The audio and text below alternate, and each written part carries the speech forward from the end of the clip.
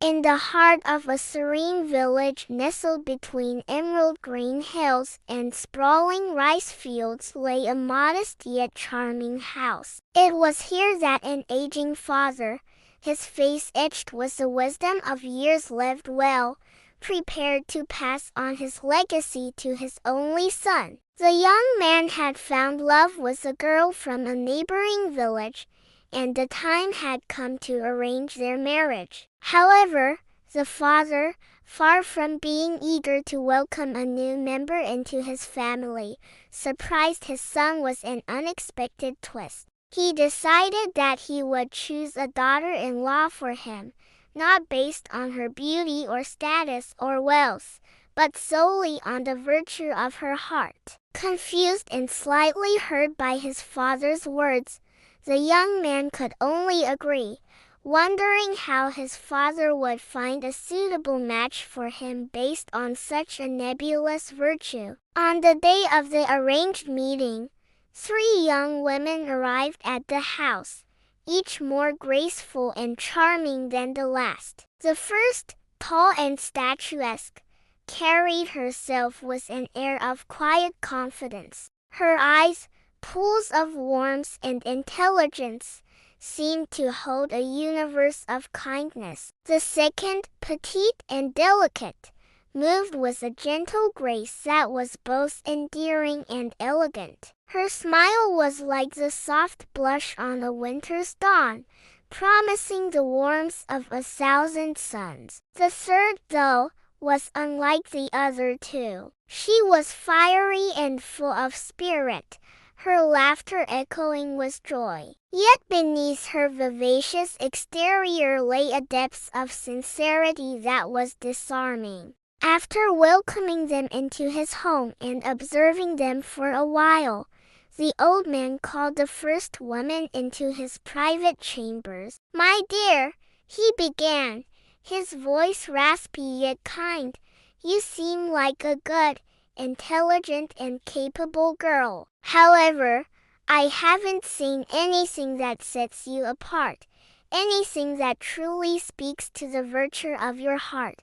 The woman, taken aback by the old man's blunt honesty, tried to hide her disappointment. She had come with high hopes, believing her beauty and status would win him over. But she couldn't deny his words held truth. With a slight nod of her head, she accepted his decision and gracefully exited the house. The second woman entered the room with a demure smile. The old man, as before, wasted no time in his assessment. "You are a sweet girl," he said, "and I can see you have a good heart. But I need someone who can not only endure hardship, but also thrive in it. Someone whose spirit is as resilient as a bamboo."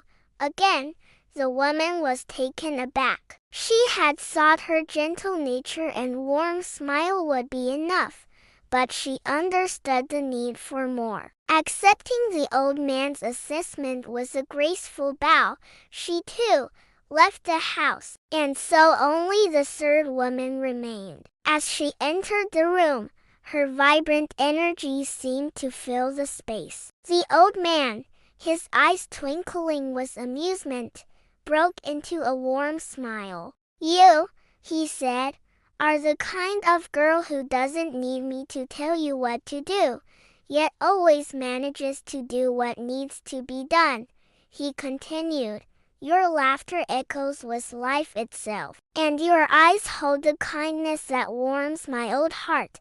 Overwhelmed by his words, the woman, who had been so confident earlier, suddenly felt a vulnerability she had never known. She had never sought to be anyone's choice, and the idea that this gruff old man saw something special in her was both humbling and exhilarating. As days turned into weeks, the old man kept a close eye on the remaining woman. He watched how she interacted with the villagers, how she helped his son with chores around the house, and how she patiently listened to his stories of the past. One day, however, an unexpected trial came upon the village. A sudden illness swept through, taking many to their beds, including the old man. When the village healer was asked for help, he sadly shook his head. "There is nothing I can do," he said.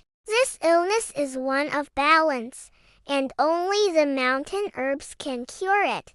But these herbs were known to be guarded fiercely by mythical beasts. It was a near impossible task. Without a moment's hesitation, the woman he had chosen took it upon herself to go for the herbs. The old man, watching her leave, knew this was her greatest test. As the sun began its slow descent, casting long shadows across the village, the old man found himself growing weaker. Just when all hope seemed lost, the woman returned. In her hands were not just the mythical herbs, but also a strange concoction of local remedies. "I may not have been able to get the mountain herb right away," she explained, "but we can still help our people."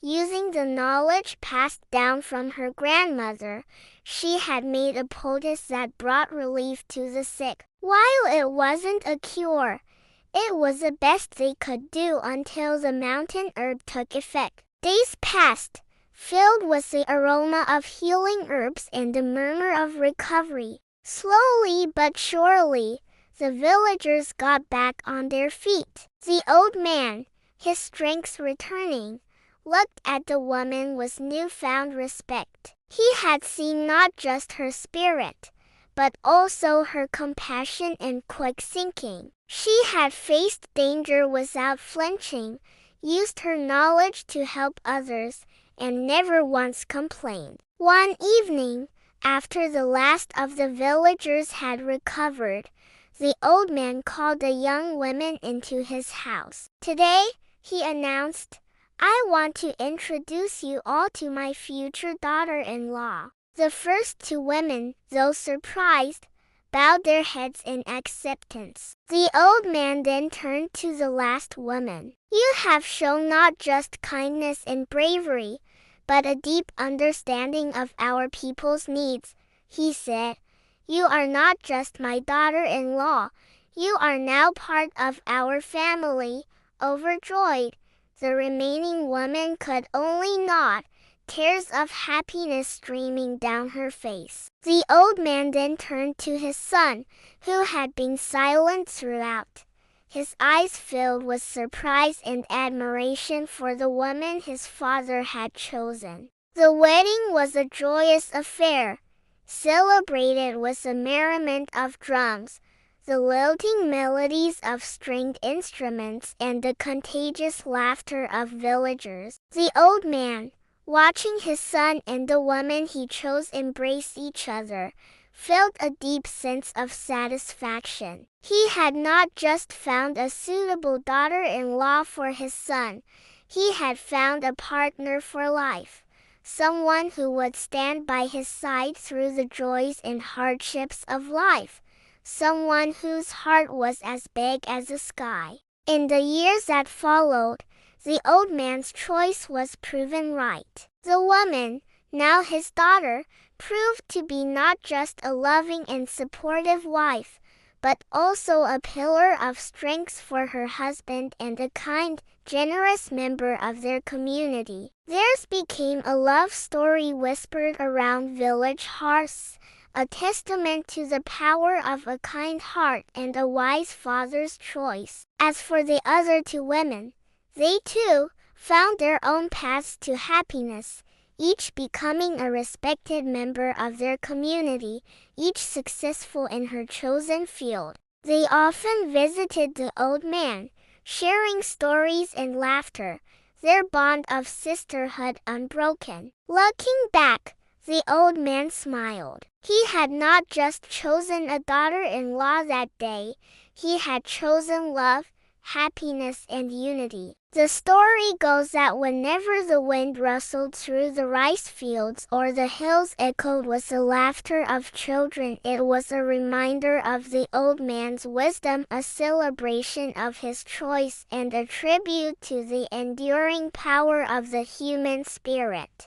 The story has been passed down through generations, serving as a guiding light for many young hearts seeking to navigate the complexities of love and relationships. Perhaps it is a tale that reminds us to look beyond physical attributes or societal standing when searching for a life partner, to instead focus on the qualities of the heart, the strengths of character, and the depths of kindness. Or maybe it is a story that teaches us about the profound impact a father's love and wisdom can have on the lives of those around him, shaping not just the future of his son, but the very fabric of their community. Whatever the interpretation, the story of the old man's choice continues to resonate, weaving its timeless message into the tapestry of our lives.